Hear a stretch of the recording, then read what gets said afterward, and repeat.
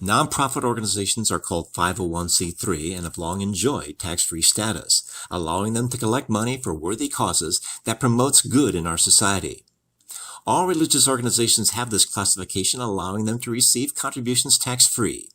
This encourages philanthropic giving, allowing work that makes the world a better place to happen, instead of expecting government bureaucracies to do it, who often make matters worse in the process.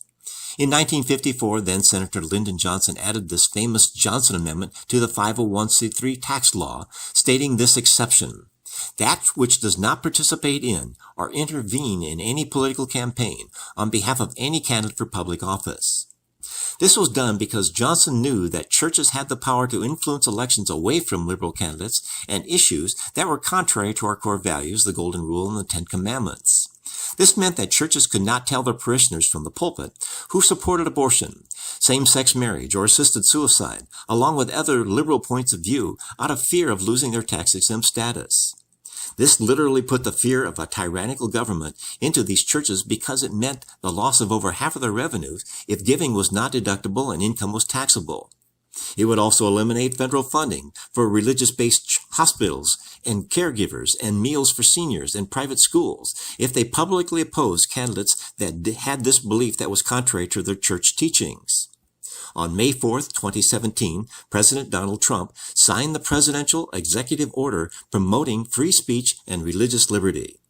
This executive order does not repeal Johnson's amendment, nor does it allow ministers to endorse from the pulpit, but it does halt enforcement of consequences by directing the Department of Treasury that churches should not be found guilty of implied endorsements.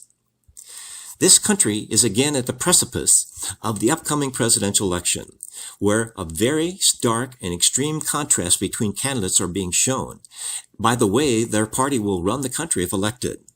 It is vital that we, as a nation, realize our politicians are only slightly better than our average American citizen. They are not perfect either, and we cannot expect anything different from that, and that would be foolish if we did. We can't expect the government to solve every problem, but we can expect our government to live by and profess principles upon which our country was founded.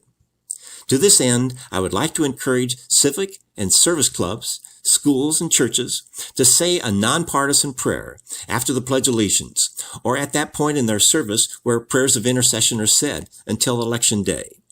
That prayer: we the people will elect a President of the United States who loves this country and everything that it stands for. A president that respects and loves us and our values that made this country the greatest in the world. Amen.